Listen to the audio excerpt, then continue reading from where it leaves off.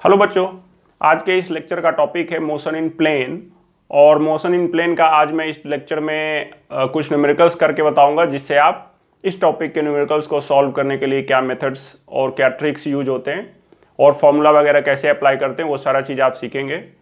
Concepts and formula के लिए मैंने ऑलरेडी इस टॉपिक का लेक्चर लिया हुआ है, तो वहाँ पे अब इस लेक्चर में हम वो सब एप्लीकेशन देखेंगे जो हमने कॉन्सेप्ट्स एंड फॉर्मूला सीखा, प्लस कुछ methods, different methods and tricks भी इसमें हमें देखने के लिए मिलेगा। आप लेक्चर देखिए और नोट्स बनाइए जो आपको आगे इस टॉपिक के न्यूमेरिकल सॉल्व करने के लिए यूजफुल होगा। तो स्टार्ट करते हैं। तो फर्स्ट क्वेश्चन है, a body starts from point 2,1 and moves in straight line in XY plane. Its coordinates at a later time are 6,4, angle made by path of particle with x axis. देखिए, इस question को दो तरीके से कर सकते हैं। एक डायग्राम बना लेंगे, दिखाई देगा उसमें डायग्राम में कि क्या एंगल बन रहा है एक्स एक्सिस के साथ, और दूसरा हम इक्वेशन से भी डायरेक्ट कर सकते हैं। तो दोनों तरीके से मैं करके बताता हूं। पहला मेथड ये होगा कि ये एक्स एक्सिस है, ये वाई एक्सिस है। दो पॉइंट्स गेस कीजिए कहाँ पे होगा। x21 है तो x2y1 यहाँ पे होना चाहिए मेरे हिसाब से a। इस पॉइंट को a मान लेते हैं, और बाद में पार्टिकल जो गया है ये पॉइंट A मान लेते हैं। बाद में पार्टिकल 6,4 पे गया है तो x 6 हो जाएगा और y 4, तो इस तरह से यहाँ पे कहीं आएगा, है ना। तो ये जो हुआ पाथ ऑफ द पार्टिकल हो गया AB। AB कितना एंगल बना रहा है x एक्सिस के साथ? ये थीटा एंगल हमको चाहिए। देखिए, ये कोऑर्डिनेट जो है उसके हिसाब से हमको ये पॉइंट मिल जाएगा। कोऑर्डिनेट है x2 y1, तो ये पॉइंट y एक्सिस पे 1 हो जाएगा, x एक्सिस पे ये पॉइंट 2 होगा। इसके लिए अगर हम देखें तो इसका कोऑर्डिनेट है 6,4, तो y कोऑर्डिनेट इसका 4 है, x कोऑर्डिनेट जो ये है वो 6 है। अब देखिए क्या है कि अगर हम यहां से इस लाइन को मिला दें तो ये जो लाइन है डॉटेड लाइन वो x एक्सिस के पैरेलल है, तो ये एंगल और ये एंगल सेम होगा और यही थीटा हमें निकालना है। इस ट्रायंगल में अगर हम देखेंगे तो हम लिख सकते हैं tan theta is equal to perpendicular. तो ये परपेंडिकुलर क्या होगा? देखिए, ये पूरा 4 है, ये यहाँ तक 1 है, तो ये लेंथ क्या होगा? 3। 4 - 1 3। ये लेंथ क्या होगा? 3, क्योंकि ये लेंथ और ये लेंथ सेम है। सिमिलरली ये लेंथ अगर हम निकालें तो ये पूरा है 6 और यहाँ तक है 2, तो ये हो जाएगा 6 - 2 4। तो tan थीटा हो जाएगा क्या? Perpendicular upon base 3/4। तो इसलिए थीटा इज इक्वल टू हो जाएगा 37 डिग्री। आपको ये वैल्यू पता होना चाहिए कि tan 37 जो होता है वो 37 डिग्री, tan 37 3/4 होता है। तो इसका आंसर सिंपली आ गया क्या? Option B. ठीक है। मान लीजिए अगर आपको डायग्राम नहीं बनाना है, बिना डायग्राम के भी क्या सॉल्व कर सकते हैं, तो कर सकते हैं। आप याद कीजिए, कॉन्सेप्शन फॉर्मूला में मैंने बताया था कि पोजीशन कोऑर्डिनेट से हम पोजीशन वेक्टर बना सकते हैं। पोजीशन वेक्टर, अगर दो पोजीशन का पोजीशन वेक्टर दिया हुआ है तो डिस्प्लेसमेंट वेक्टर निकाल सकते हैं, और डिस्प्लेसमेंट वेक्टर अगर हमें मिल गया तो फिर डायरेक्ट फॉर्मूला होता है एंगल विथ x एक्सिस के लिए। तो यहाँ से देखिए, पहला कोऑर्डिनेट है 2,1, तो पोजीशन वेक्टर इनिशियल जो पार्टिकल का होगा वो होगा 2i प्लस जे कैप। फाइनल पोजीशन वेक्टर हमें क्या मिल रहा है? 6i cap plus 4j cap. तो डिस्प्लेसमेंट क्या हो जाएगा? Displacement vector delta R. Displacement vector delta R हो जाएगा r2 - r1, डायरेक्ट फॉर्मूला होता है। 6 - 2 4i कैप और प्लस 4 - 1 3j कैप। और अगर हमें डेल्टा आर मिल गया xi cap plus yj cap के फॉर्म में, तो tan थीटा जो होता है, यानी जो वो वेक्टर x एक्सिस से आता एंगल बना रहा है, y/x होता है। y ये है और x ये है, तो tan थीटा 3/4 आ गया। तो यहाँ से हमें थीटा आ गया 37 डिग्री। तो बिना डायग्राम किए भी हम सॉल्व कर सकते हैं। ये सब चीज़ें आपको कॉन्सेप्शन फॉर्मूला में बताया हुआ है। तो देखा, दो तरह से हम इसको सॉल्व कर सकते हैं। इस केस में भी आंसर आया वही बी। और भी मेथड हो सकता है, आप खुद एक्सप्लोर करिए। ठीक है। अब नेक्स्ट क्वेश्चन लेते हैं। अब नेक्स्ट क्वेश्चन देखिए बच्चों, क्या है? The initial position of a particle at rest is given bye 2i cap plus 3j cap. It moves with constant acceleration and reaches to the position 8i cap plus 9j cap after 2 seconds. The acceleration of the particle. देखिए इस तरह के question को आप दो method से कर सकते हैं। एक देखिए, एक मोशन इन प्लेन है, ये एक्स कोऑर्डिनेट वाई कोऑर्डिनेट दोनों कोऑर्डिनेट है, अगर एक्स वाई प्लेन में माने इस मोशन को तो दो मेथड होता है। एक तो आप पूरे मोशन के लिए वेक्टर फॉर्म में एक ही साथ इक्वेशन लिखिए, बताया हुआ है मैंने उसको कॉन्सेप्शन फॉर्मूला में, या फिर दो म्यूचुअली परपेंडिकुलर यानी एक्स और वाई एक्सिस में तोड़ के इक्वेशन लिखिए, बाद में फिर जरूरत है तो जोड़ दीजिए। तो आपको क्वेश्चन देख के ये गेस करना होगा, प्रैक्टिस आप काफ़ी ज़्यादा करेंगे तो अपने आप आपको क्लिक हो जाएगा कि इस पर्टिकुलर क्वेश्चन को कैसे सॉल्व करना है, दो मेथड में से कौन सा अप्लाई करना है, या तो एक ही साथ इक्वेशन लिखना है या कंपोनेंट्स में ब्रेक करना है। इस पर्टिकुलर क्वेश्चन को हम डायरेक्ट इक्वेशन लिखेंगे, कंपोनेंट्स में ब्रेक करने का जरूरत नहीं है, क्योंकि इसमें सारा वैल्यू जो है वो आई जे कैप में दिया हुआ है ना, तो सारा वैल्यू जो है वो 2 डायमेंशनल वेक्टर फॉर्म में लिखा हुआ है, तो हम डायरेक्ट फॉर्मूला अप्लाई करेंगे। ठीक है, तो सबसे पहले हम समझते हैं कि इसमें गिवन क्या क्या है। The initial position of particle at rest, तो यानी कि u जो है इनिशियल वेलोसिटी वो 0 दिया हुआ है और इनिशियल पोजीशन दिया हुआ है r1 is equal to 2i cap plus 3j cap. It moves with constant acceleration, तो एक्सेलरेशन जो है वो कांस्टेंट है, ये भी दिया हुआ है। And reaches to the position this, तो r2 दिया हुआ है final position 8i cap plus 9j cap, और टाइम दिया हुआ है t is equal to 2 second. ठीक है, एक्सेलरेशन पूछ रहा है, ये एक्सेलरेशन हमें पूछा जा रहा है कि एक्सेलरेशन क्या है इस मोशन में। तो हम सारा वैल्यू अगर वेक्टर में दिया हुआ है तो हम डायरेक्ट फॉर्मूला यूज कर सकते हैं, क्या, vector S is equal to vector U T plus half vector A T square. ठीक है, बताया हुआ है मैंने ये।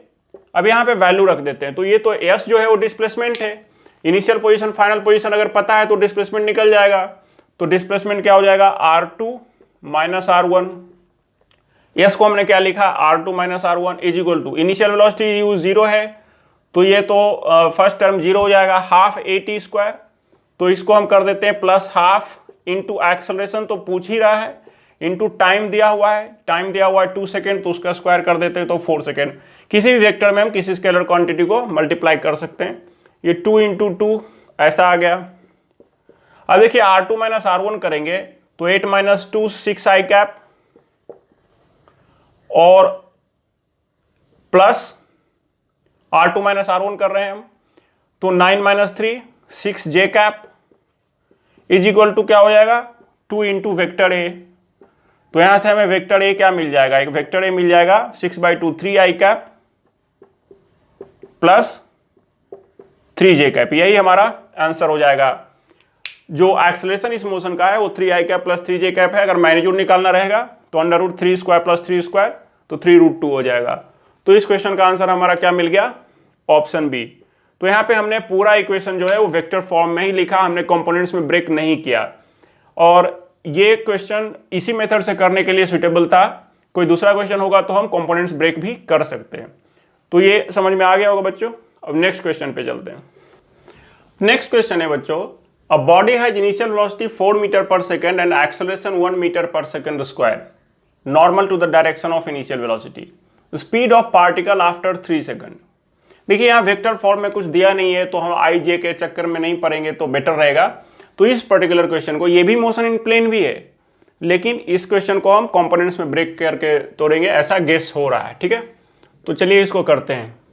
अब बॉडी है initial velocity of 4 metre per second, तो मान लेते हैं इनिशियल वेलोसिटी किसी बॉडी का जो है वो u is equal to 4 metre per second है और वो x डायरेक्शन में है, तो ux मान लेते हैं 4 मीटर पर सेकेंड।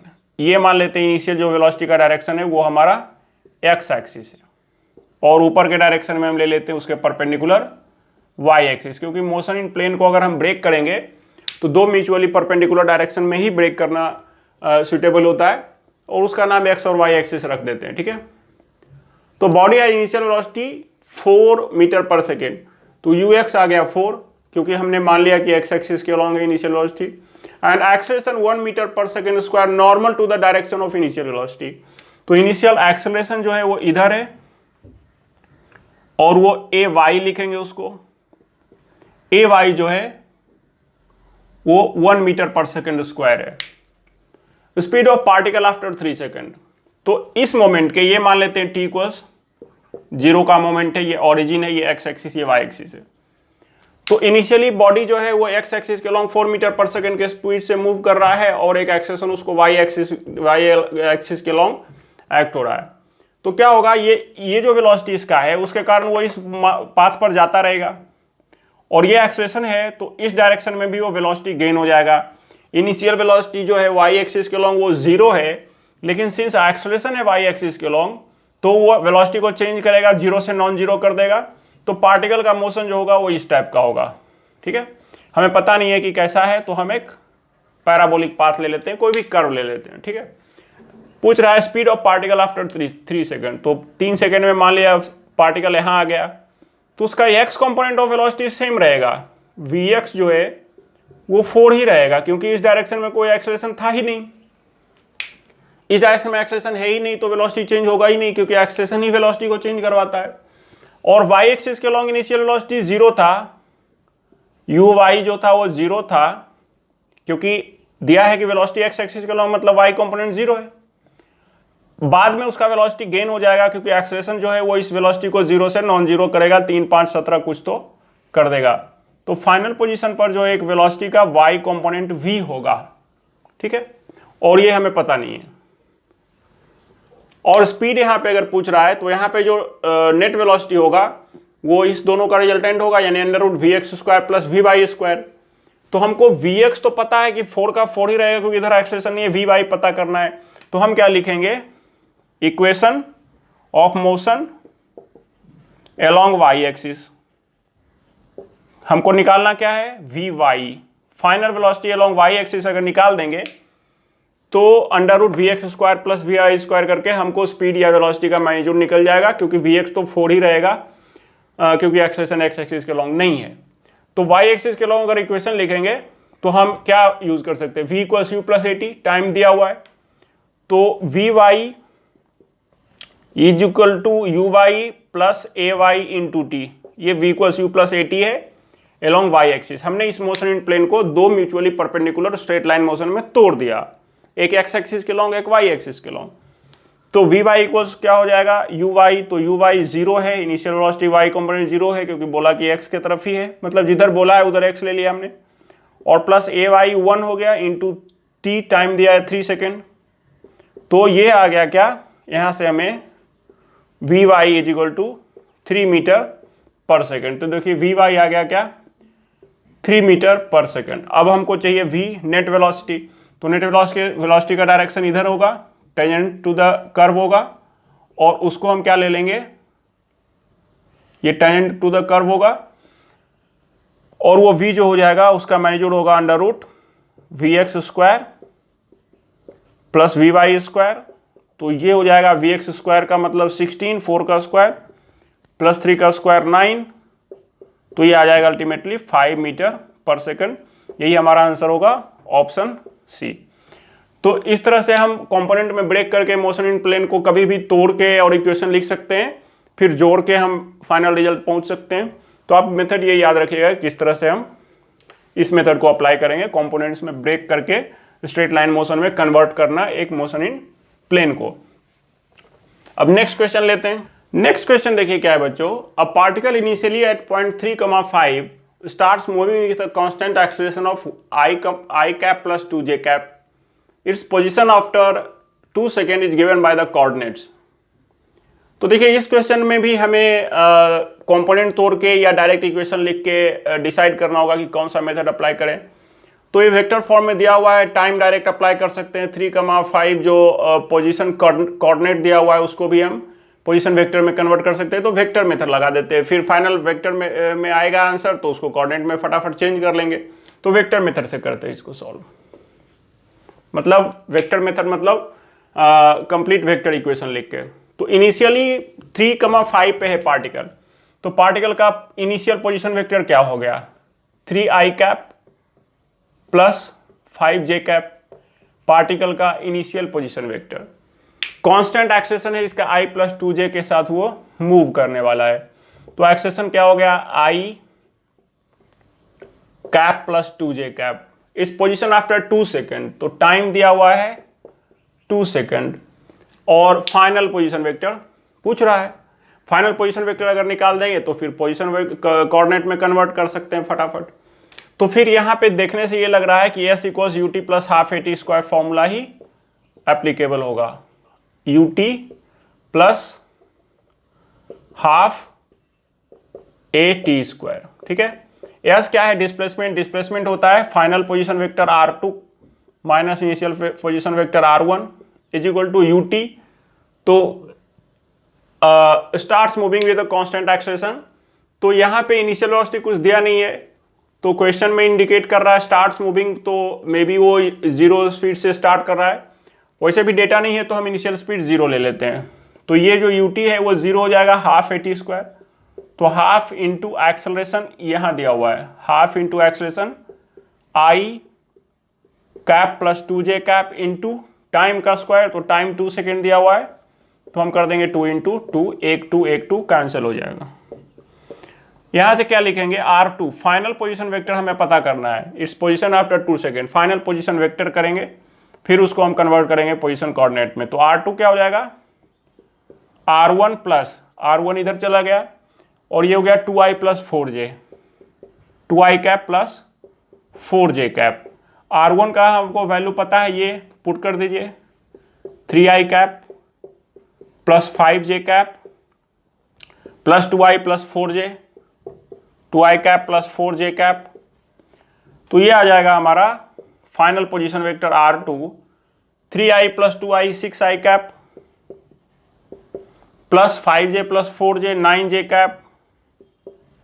ठीक है, तो अगर पोजीशन वेक्टर फाइनल पोजीशन का position vector 6i cap plus 9j cap आया, तो इसका मतलब क्या हो गया, R का जो पोजीशन कोऑर्डिनेट होगा, या पॉइंट फाइनल पॉइंट Q ले लेते हैं P से Q, तो वो हो जाएगा कोऑर्डिनेट 6,9 है ना। तो करेक्ट आंसर क्या हो जाएगा, सॉरी यहां पे 6 नहीं है, 3i cap plus 2i cap 5i cap हो रहा था, तो यहां पे हमारा आंसर हो जाएगा 5,9। तो 5,9 कौन सा है, ऑप्शन सी। तो करेक्ट आंसर क्या हो जाएगा हमारा, ऑप्शन सी। तो यहाँ पे हमने कंपोनेंट्स में ब्रेक नहीं किया, पूरे सारे वेरिएबल्स का हमने as it is vector form में फॉर्मूला लिखा और सॉल्व किया। तो ये मेथड आप ध्यान रखिए कि कहाँ पे कौन सा मेथड अप्लाई करना है। अब नेक्स्ट क्वेश्चन लेते हैं। नेक्स्ट क्वेश्चन है बच्चों, the displacement of a particle along the 3 axes are given by x equals t square, y equals t square minus t and z equals 3t minus 4। Here x, y and z are in meter while t is in second. Okay. The initial velocity of the particle. Initial velocity पूछ रहा है। Initial मतलब equation में t equal 0 put करना रहेगा। तो initial velocity पूछ रहा है, तो पहले हम वेलोसिटी का इक्वेशन बनाएंगे, फिर उसमें टाइम 0 पुट करेंगे। शुरू में ही 0 नहीं पुट करना है। तो वेलोसिटी लाएंगे कहां से, देखिए ये 3 डायमेंशनल मोशन है, क्योंकि पार्टिकल x डायरेक्शन में भी कुछ डिस्प्लेसमेंट है, y में भी और z में भी।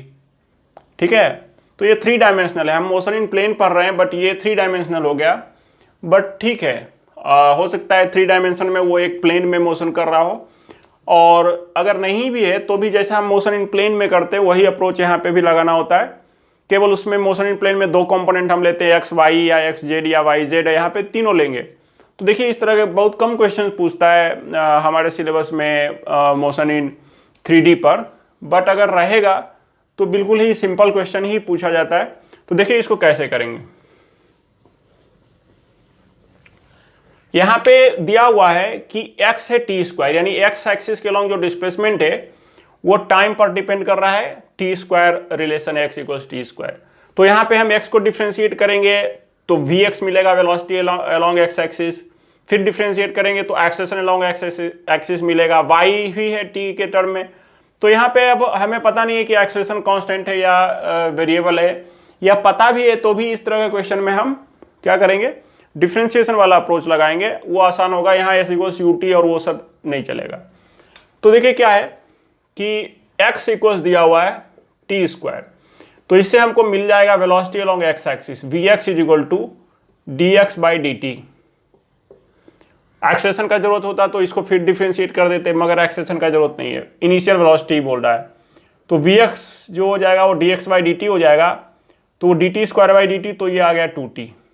ठीक है, y दिया हुआ है t स्क्वायर माइनस 4, तो vy क्या हो जाएगा, vy होगा dy अपॉन dt, इसको डिफरेंशिएट करेंगे तो dt स्क्वायर बाई dt, तो 2t हो जाएगा, और माइनस 4 का डिफरेंशिएशन 0 होगा, और z दिया हुआ है, सॉरी ये 4t है, तो 4t है तो 2t minus 4 into d t by d t, तो 2t माइनस 4 होगा ये, और z दिया हुआ है 3t माइनस 4, तो यहां से हम vz जो निकालेंगे वो 3 D t by d T 1 होता है और माइनस 0 होगा। ठीक है, तो हमें क्या मिल गया, लिख देता हूं मैं फिर से, vx is equal to 2t, vy is equal to 2t minus 4, और vz is equal to 3।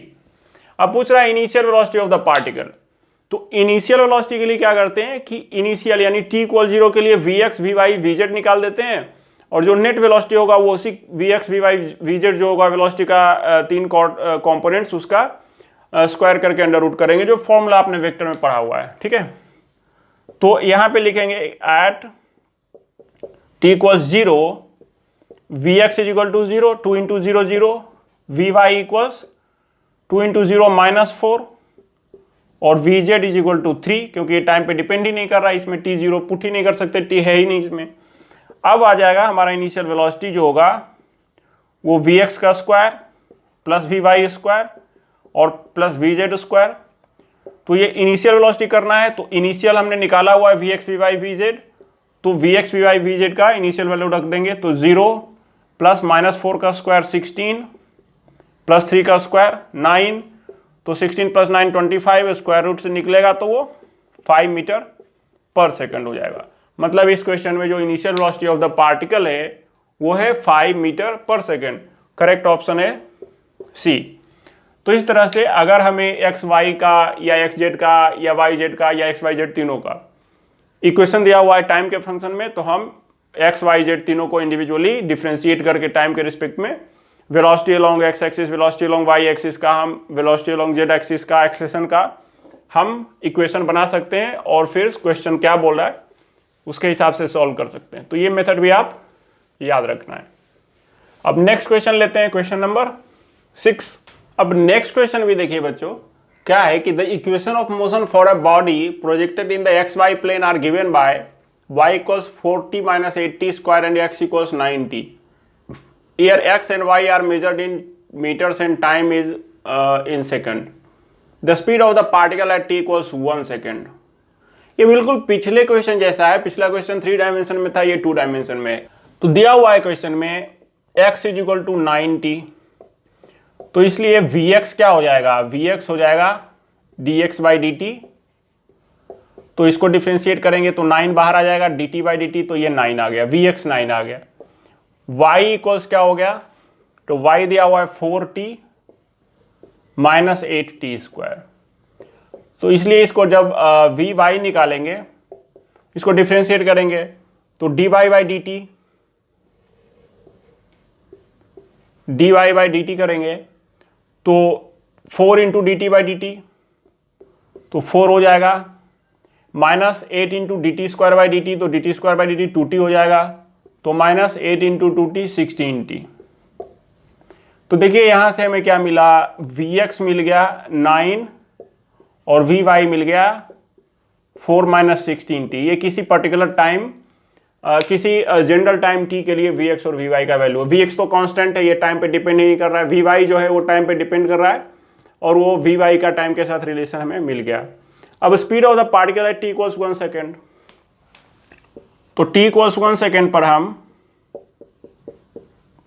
vx निकालते हैं, तो vx तो कांस्टेंट है, इसमें t है ही नहीं पुट करने के लिए, तो vx जो हो जाएगा वो 9 मीटर पर सेकंड हो जाएगा एट t इक्वल्स 1 सेकेंड।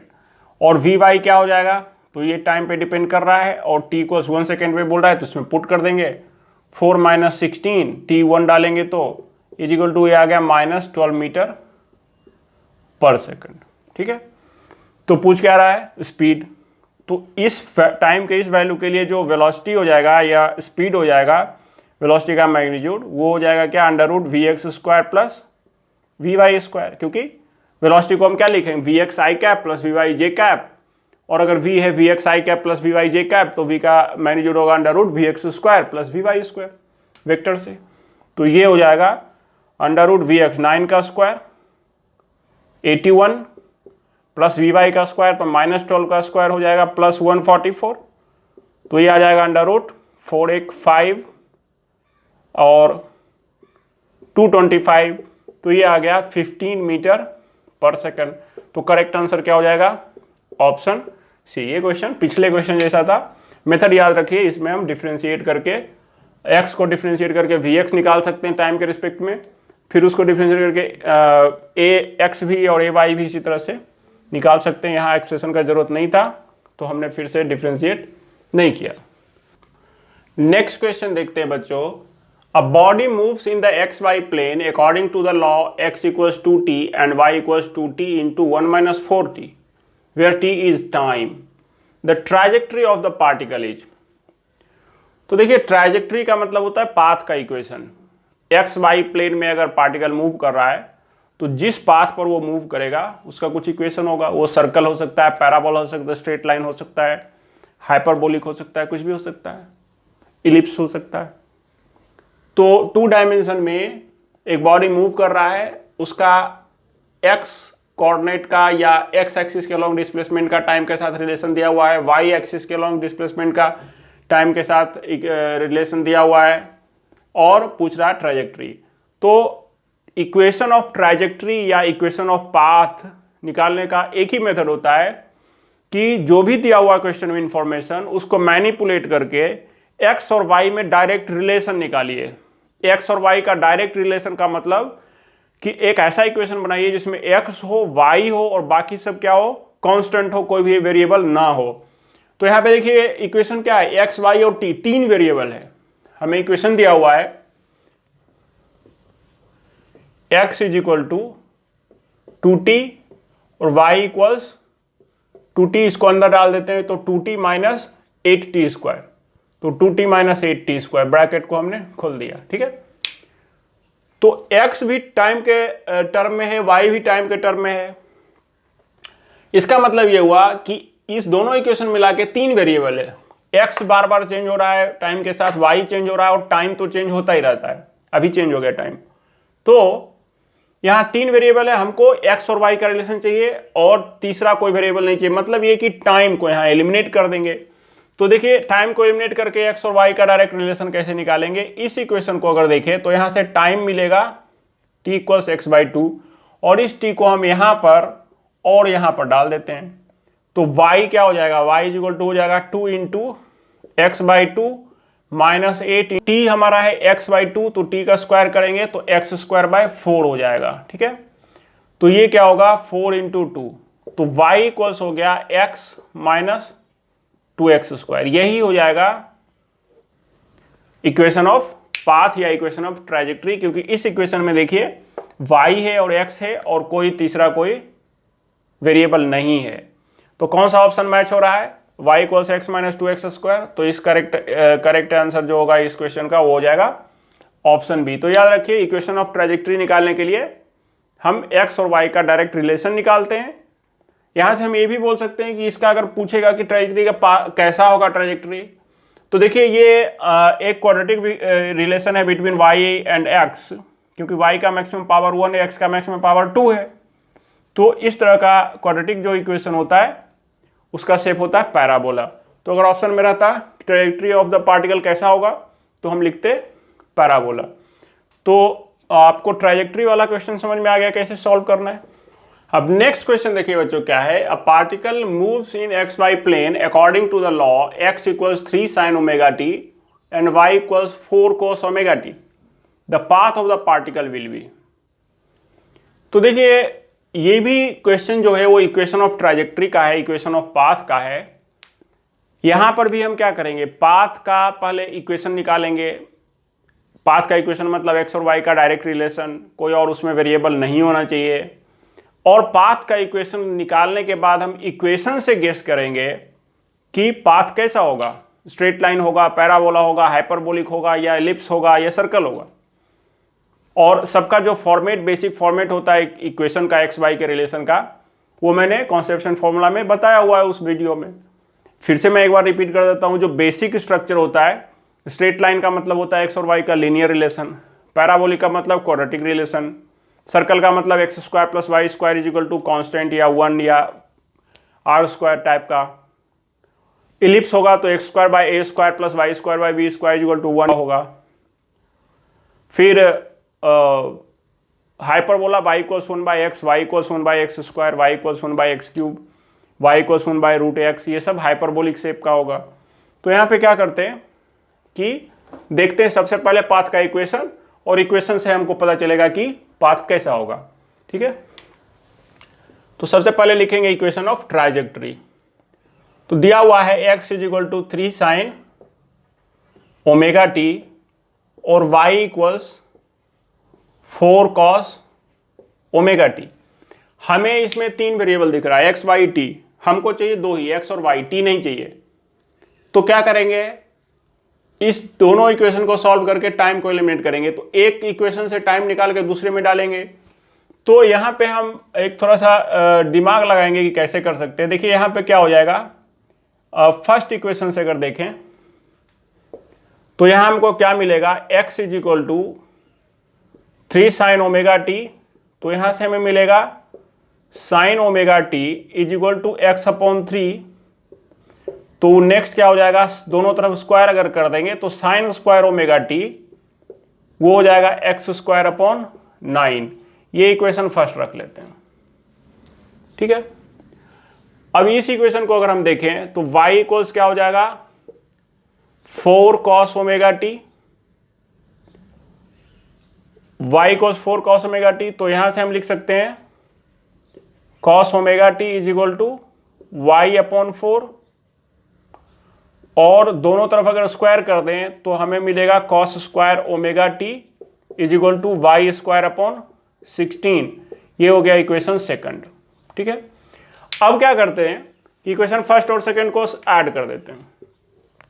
तो अगर हम इस दोनों को ऐड करेंगे तो लेफ्ट हैंड साइड को लेफ्ट हैंड साइड से ऐड करेंगे तो sine square omega T plus cos omega T 1 is equal to ये प्लस ये, तो X square by 9 plus Y square by 16।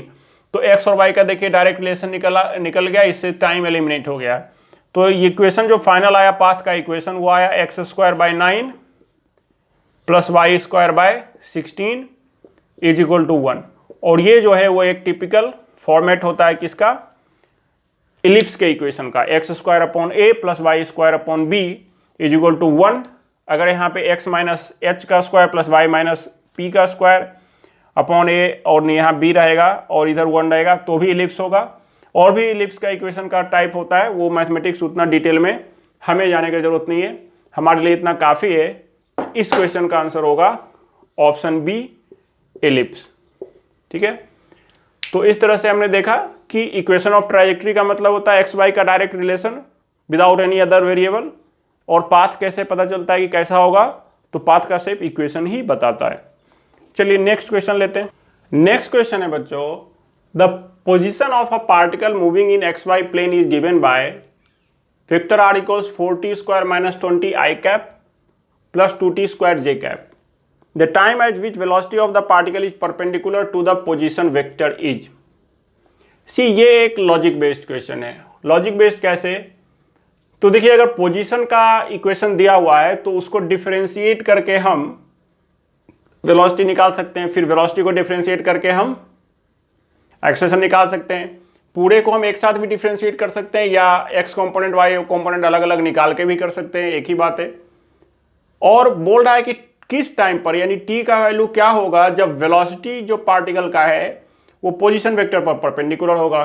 तो आपको एक वेक्टर का कॉन्सेप्ट याद रखना है कि पूरे फिजिक्स में जहां भी कोई बोले कि ये किसी एक क्वांटिटी के बारे में कि वो दूसरे पे परपेंडिकुलर हो रहा है या नहीं, तो सबसे पहले ये क्लिक होना चाहिए आपको कि हो सकता है इस क्वेश्चन में हमें ये कॉन्सेप्ट यूज करना है कि डॉट प्रोडक्ट दोनों क्वांटिटी का 0 हो रहा है या नहीं, या फिर अगर बोला कि परपेंडिकुलर हो रहा है तो इसका मतलब डॉट प्रोडक्ट दोनों का जीरो होगा और उससे हमें कुछ आगे मिलेगा। तो परपेंडिकुलर जहां भी आए आपको डॉट प्रोडक्ट दिमाग में क्लिक होना चाहिए, क्योंकि दो वेक्टर परपेंडिकुलर होता है, बीच का एंगल 90 डिग्री होता है, तो ए बी cos 90 0, तो पूरा डॉट प्रोडक्ट जीरो हो जाता है।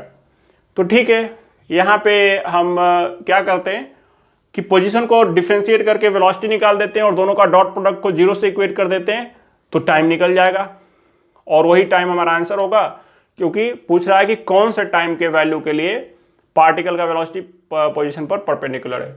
तो यहाँ पे हम कंपोनेंट अलग अलग तोड़ के भी डिफरेंशिएट कर सकते हैं और डायरेक्ट भी कर सकते हैं। तो देखिए r जो है वो है 4t square minus 20 i cap plus 2t square j cap. तो वेक्टर डॉट प्रोडक्ट के लिए हमको वेक्टर ही करना पड़ेगा, तो वेक्टर ही रहने देते, तोड़ने का जरूरत नहीं है। तो यहां से वेलोसिटी v जो आ जाएगा वो हो जाएगा dr बाई डी टी। अब वेक्टर के अंदर ही डिफ्रेंशिएशन कैसे करते हैं वो देखिए, i को ऐसे ही रहने देंगे, इसको डिफ्रेंशिएट कर देंगे टाइम के टर्म में, तो ये क्या हो जाएगा 4 into d t square by d t, तो 2t माइनस 20 का डिफ्रेंशिएशन 0, आई कैप को उसी तरह से छोड़ दीजिए, प्लस इसको फिर डिफ्रेंशिएट कर दीजिए, जे कैप वैसे ही रहने दीजिए, तो 2 into d t square by d t, तो 2t हो जाएगा और जे कैप। तो इस तरह से हमने, अगर हम बाहर निकाल के भी करते तो इसको हम क्या लिखते x, क्योंकि r वेक्टर होता है x आई कैप प्लस y जे कैप, तो x करते तो वेलोसिटी का हम vx निकालते dx बाई डी टी, तो इसी को डिफ्रेंशिएट करते तो ये 4 into d t square by d t, तो 8t माइनस 0 वही आएगा। यहाँ पे भी हम vy को क्या करते vy equals dy by d t, तो 2 into d t square by d t, तो 4t है ना, तो हमने डायरेक्ट कर दिया।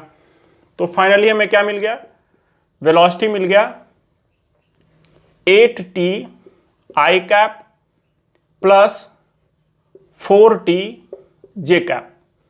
तो ये हो गया हमारा वेलोसिटी और ये हो गया position vector. Time at which velocity of particle is perpendicular to the position, तो मान लेते हैं कि t टाइम पर जो टाइम इसमें आ रहा है उसी टाइम पर t पर वेलोसिटी और पोजीशन जो है वो perpendicular, position vector perpendicular to each other है।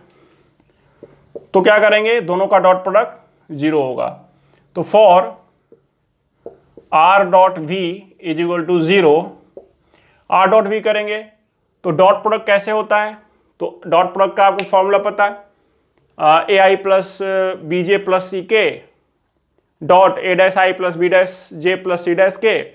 तो आई का कंपोनेंट जो होता है, आई का कोफिशिएंट जो दिखता है वो आपस में मल्टीप्लाई होता है, जे का जे के साथ, के का के साथ। तो जब इसका और इसका डॉट प्रोडक्ट निकालेंगे तो ये इसके साथ मल्टीप्लाई हो जाएगा, यानी 4t स्क्वायर माइनस 20 ये इंटू 8t प्लस कर देंगे 2t स्क्वायर इंटू 4t, और ये इक्वल टू होना चाहिए 0, क्योंकि दोनों का डॉट प्रोडक्ट बोला है 0 होना चाहिए। और इसी को सॉल्व करेंगे, टाइम निकालेंगे, वही हमारा आंसर होगा। तो ये क्या करेंगे, 8 इंटू 4 32t क्यूब,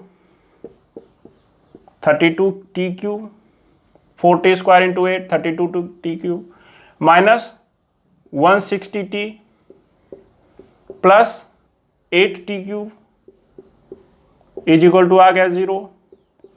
तो ये क्या हो गया, 32t cube plus 8t cube 42t cube is equal to 160t को राइट ले जाते हैं तो प्लस हो जाएगा 160t।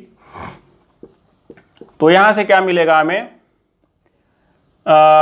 40, ये हो जाएगा 4 टाइम्स 40 इंटू 4 160। तो इससे हमें क्या मिलेगा, t cube is equal to 4t। तो ऐसा करते हैं कि 4t को इधर लाते हैं, तो t cube minus 4t is equal to 0 होगा।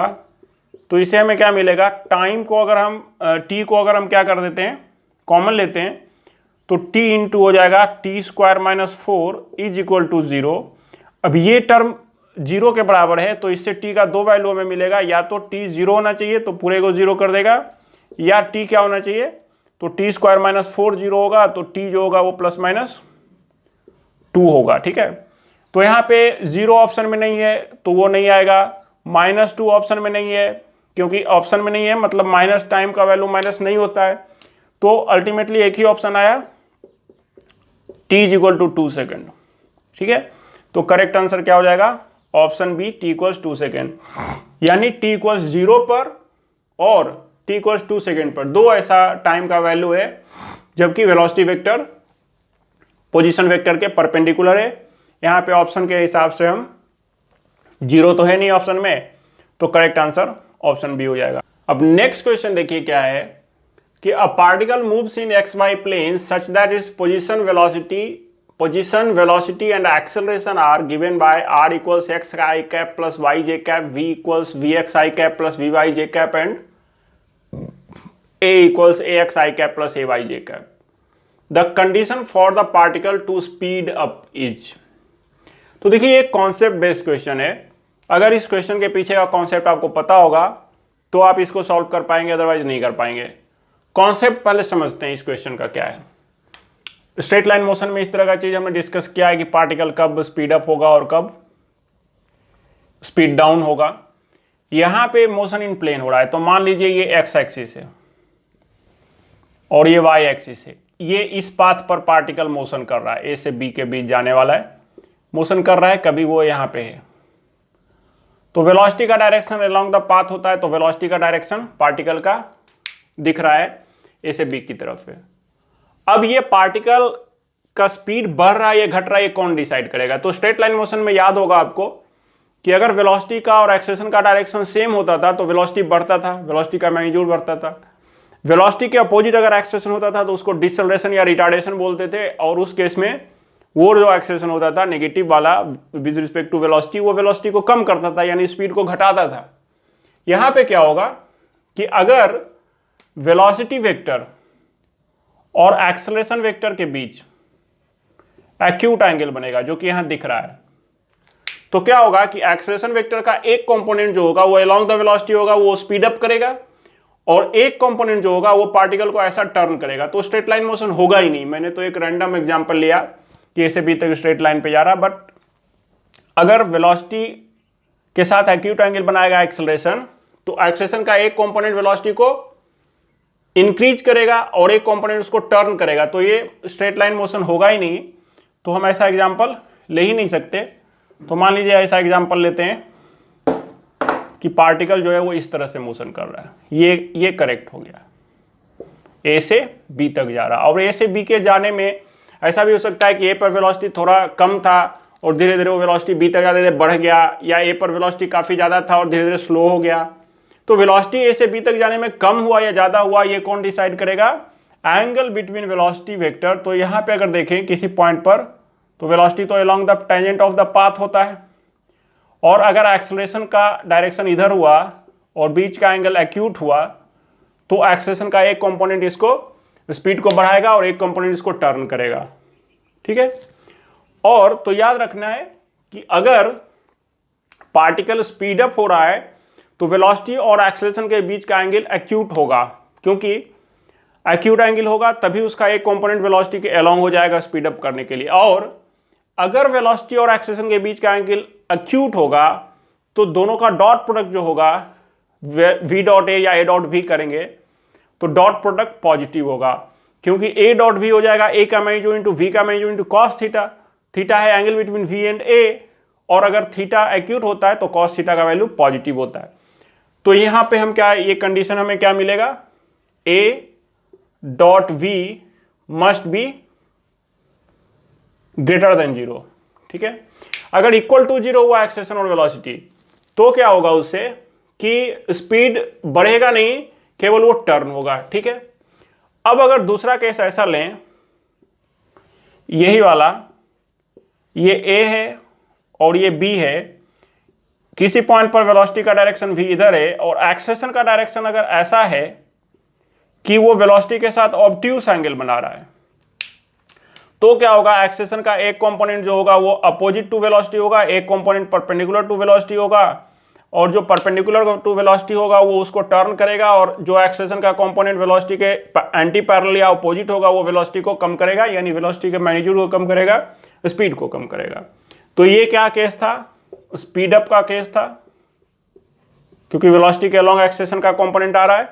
और ये क्या हो जाएगा, इसमें अगर देखेंगे तो ए डॉट वी जो है वो नेगेटिव हो जाएगा, और ए डॉट वी अगर नेगेटिव है तो इसका मतलब इसके बीच का एंगल ऑब्ट्यूस है, क्योंकि ए डॉट वी अगर हम करेंगे और बीच का एंगल ऑब्ट्यूस आएगा तो ए डॉट वी हो जाएगा ए का मैग्नीट्यूड इंटू वी का magnitude into cos theta, theta obtuse रखेंगे तो कॉस थीटा नेगेटिव होगा, क्योंकि जब थीटा का वैल्यू 90 से 180 के बीच होता है तो कॉस थीटा नेगेटिव होता है। तो कंडीशन क्या हो गया, A dot V greater than zero speed up का यानी स्पीड बढ़ने का, और A dot V smaller than zero speed down का मतलब स्लो होने का कंडीशन हो गया। तो ये कॉन्सेप्ट आप याद रखिए, ठीक है। स्ट्रेट लाइन मोशन में तो अलोंग द वेलोसिटी अपोजिट होता था, यहाँ पे तो एक्सेलरेशन का कोई भी डायरेक्शन हो सकता है, कोई भी एंगल हो सकता है। तो याद रखना है कि कब स्पीड अप होगा पार्टिकल और कब स्पीड डाउन होगा। अभी ये क्वेश्चन आसानी से सॉल्व हो जाएगा। अब देखिए फॉर्मूला बेस्ड हो गया, अगर हमको फॉर्मूला पता है कि स्पीड अप होने का कंडीशन और स्पीड डाउन होने का कंडीशन, तो लिख रहा है कि condition for the particle to speed up. तो स्पीड अप होने का कंडीशन क्या होता है, अभी हमने देखा ए डॉट वी या V dot A should be greater than zero. तो ए क्या दिया हुआ है, ए दिया हुआ है a x I cap plus a y J cap, और उसका डॉट प्रोडक्ट करेंगे वेलोसिटी v के साथ, तो v दिया हुआ है we x I cap plus we Y J cap, और उसको हम करेंगे ग्रेटर देन जीरो। अब a x into v x dot product का फॉर्मूला होता है ए आई plus B J plus a dash i cap plus a dash I plus B dash j, तो a dash plus B dash, तो a x v x plus a y v y should be greater than zero, यही होगा condition. और ये आपको किस option में दिख रहा है, तो ऑप्शन सी में। तो इस क्वेश्चन का करेक्ट आंसर क्या होगा, सी होगा।